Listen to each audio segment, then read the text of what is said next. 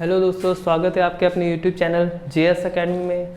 आज 14 तारीख है और 14 तारीख के इस शुभ दिन पे हम सेलिब्रेट कर रहे हैं ईद। तो जैसे कि यहाँ पे लिखा हुआ बोर्ड में ईद मुबारक। तो यहाँ पे जो ईद होती है, ईद बहुत बड़ा पर्व है हमारे सभी मुसलमान भाइयों के लिए। तो इस पे आज हम एक वीडियो बना रहे हैं। इसमें हम कुछ ज्ञान की बातें बताएंगे, कुछ अलग अंदाज में आप कुछ नई शिक्षाएं देंगे और इसके लिए जो है आप में क्या क्या इसमें होता है और किस तरह से हम लोग जो है इसको सेलिब्रेट करते हैं, क्या क्या चीज़ें खास होती हैं, इस पर्व की कौन कौन सी चीज़ें कॉमन चीज़ें होती हैं, तो उसके बारे में हम लोग आज बात करेंगे। तो जैसे कि आप जानते हो, जो ईद जो त्यौहार होता है वो बहुत बड़ा पर्व माना जाता है। अब इस पर्व पे क्या होता है कि इस पर्व से पहले 30 दिन पहले क्या होता है कि रोज़े आते हैं। सबसे पहले स्टार्ट होता है रोज़े। तो 30 रोज़ों के बाद जो आता है वो ईद का दिन आता है, मुकर्रर किया जाता है। और ईद का दिन जो होता है वो मुकर्रर किया जाता है चांद के हिसाब से। तो यहाँ पे हम जो आज मतलब देखेंगे तो हमारे जितने भी जो भाई बहन हैं, जो हमारे जो भाई बहन हैं, उनको मैं ईद की बहुत बहुत शुभकामनाएं देता हूँ। मेरी तरफ से आप लोगों को ईद मुबारक हो। अब हम बात करते हैं इस त्यौहार में, इस पर्व में होता क्या है। तो इस पर्व में क्या होता है कि यहाँ पे जो हमारे पास जो ईद का त्यौहार, इसमें क्या होता है कि हम लोग इसमें लिए रोज़े रखते हैं, अल्लाह की इबादत करते हैं, उसके लिए मतलब दुआ करते हैं, हमारी सारी गलतियों के लिए दुआ करते हैं। तो हमारे लिए 5 चीज़ें कॉमन है, हमारे लिए 5 चीज़ें कॉमन है। जैसे कि हम जानते हैं कि कलमा, रोज़ा, नमाज, ज़कात, हज। तो ये सब चीज़ें जो हैं ये हमारे सारे भाई बहन जो है जो ये काम करते हैं। तो इस त्यौहार में क्या होता है, ये प्रेम का त्यौहार होता है। इसमें घरों घरों में विभिन्न प्रकार के पकवान बनते हैं, सेवैयाँ बनती हैं और फुल्कियाँ बनती हैं, जिनमें क्या होता है कि एक स्वाद, एक मिठास होती है। इस मिठास को क्या होता है कि हम दूसरों तक के पहुँचाते हैं। सारे गिले शिकवे दूर करके आपस में एक दूसरे को जो है हम लोग प्यार की मोहब्बत से जो है सेवैयाँ खिलाते हैं।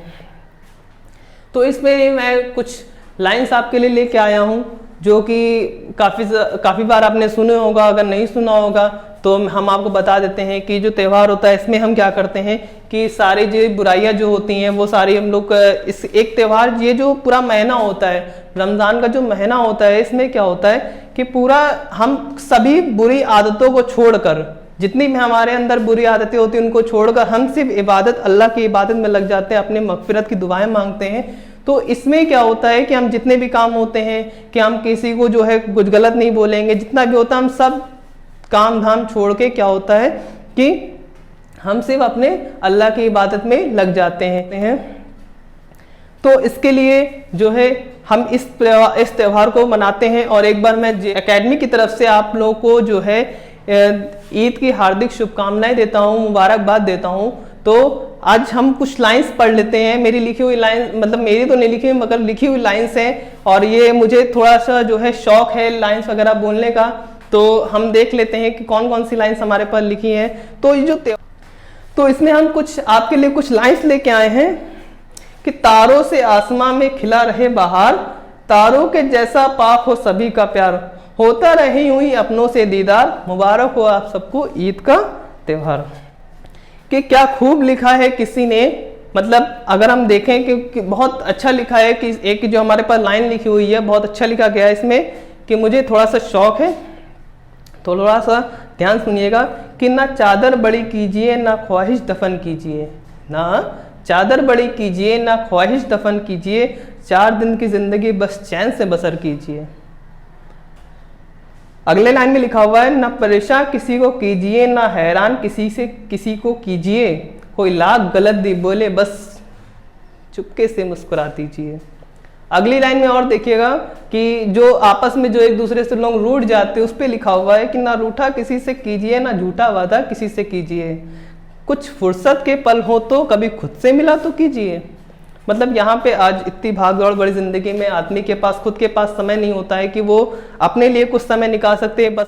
तो ये जो पर्व होता है, त्यौहार होता है, हम लोग इसको बड़ी उम्मीद से, बहुत खुशी और मिजाज से मनाते हैं। तो इसमें क्या होता है, जितना भी दिल में जितना भी हमारे पास नफरत होती है हम सब उसको क्या कर देते हैं, टाटा बाय बाय। और जिसके दिल नहीं करता है उसके लिए मेरे पास 2 लाइन्स लिखी हुई हैं, फिलहाल 2 नहीं वो तो 4 लाइन्स हैं।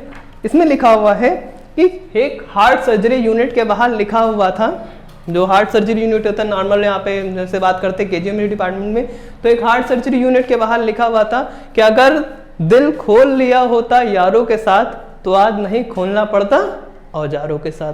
कि अगर आपने अपने साथी और अपने घर वालों के साथ अगर आपने खूब दिल खोल के अगर बात किया होता, या जो है जितने भी गिले शिकवे थे आपस में बैठ के सॉल्व किए होते, तो आज हमको ना खोलना पड़ता औजारों के साथ। तो यहाँ तक तो हमें समझ में आ गया भाई, ये तो हुआ प्यार मोहब्बत। तो भाई अगर जो लोग हम रूठ जाते हैं, चाहे छोटा हो बड़ा, अगर बड़ा रूठता है तो छोटे का हक बनता है कि भाई उसे मना, अगर छोटा रूठता है तो बड़े का हक बनता है कि उसे मना सके, बशर्ते यहाँ पे हो कि गलती अगर ज्यादा बड़ी तो उसको उस हिसाब से सॉल्व करे।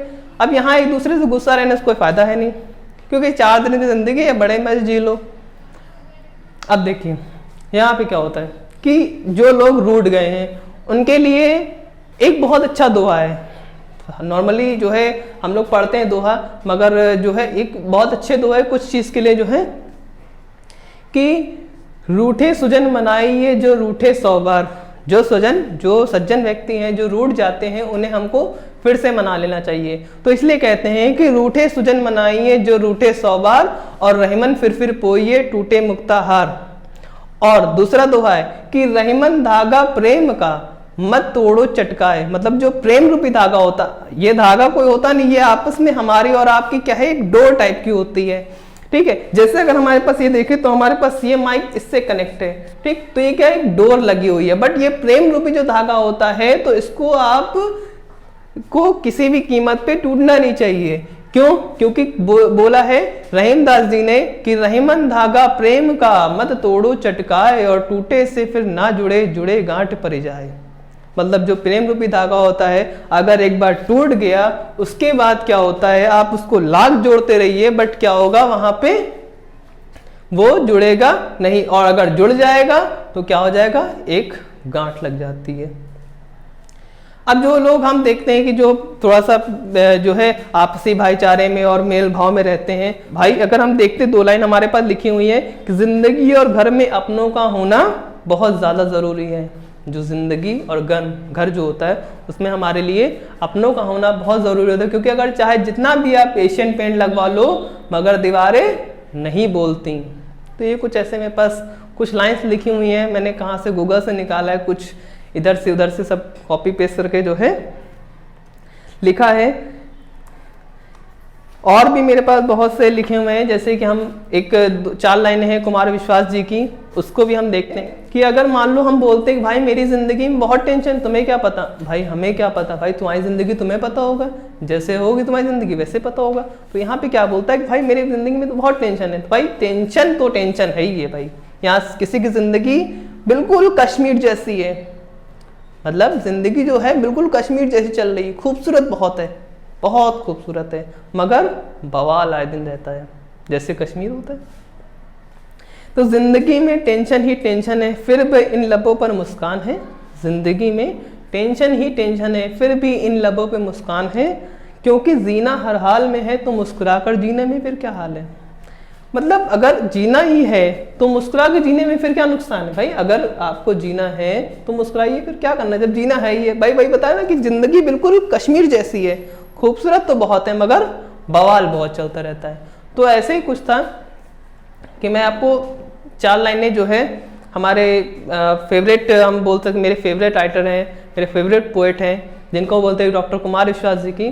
तो उनकी लाइन मैं कुछ इस तरह से बोलता हूँ कि दीप ऐसे बुझे फिर जले ही नहीं, जख्म इतने मिले फिर सिले ही नहीं, व्यर्थ किस्मत पे रोने से क्या फायदा, व्यर्थ किस्मत पे रोने से क्या फायदा, सोच लेना कि हम तुम मिले ही नहीं, सोच लेना कि हम तुम मिले ही नहीं। तो ये ऐसी लाइन थी मैंने जो है एक जगह सुना था मैंने, तो हमने उसको एक कॉपी में नोट डाउन कर लिया, क्योंकि हमारे फेवरेट पोइट हैं, तो हम उनकी जो है एक दो शायरी वगैरह जो है हम नोट करते रहते हैं, क्योंकि शौक़ है थोड़ा बहुत इन सबको पढ़ने का, इन सबको बोलने का, तो थोड़ा बहुत याद करते रहते हैं। तो ऐसे ही इसी सीरीज़ में हम लोग थोड़ा सा बढ़ते हैं क्या होता है कि भाई आपसी, जब हम ईद का त्यौहार बता रहे हैं, कि हम आपको ईद बता रहे हैं कि हाँ भाई, तो जो ये पर्व होता है, ये पर्व खुशियाँ लाता है, और ये खुशियाँ हमारे पास 1 महीने पहले से आना शुरू थी, जब रमज़ान का पाक महीना शुरुआत होता है, स्टार्ट होता है, तभी से हमारे पास खुशियाँ आना। देखा होगा अलग अलग जगहों पे, देखा होगा दुकानें, बहुत सारी शॉप लगी थी, बच्चे अपने कपड़े में, घर वाले उनको कपड़े दिलाने में, कहीं कोई मेकअप, बिंदी, लाली, लिपस्टिक, सब अपने अपने काम में जुट जाते हैं। कुछ घर की शॉपिंग कर रहे हैं, कुछ बाहर की शॉपिंग कर रहे हैं, कुछ दूसरों को शॉपिंग करवा रहे हैं। तो इस महीने में क्या होता है, पूरा महीना हमारे लिए ऐसे ही हरा भरा रहता है, और हम लोग चाहते हैं कि हमारे पास हर महीना बिल्कुल रमज़ान जैसा रहे। अब देखते हैं कुछ लोगों को क्या है कि भाई अब इस बार तो लॉकडाउन लग गया, अब क्या करेंगे भाई।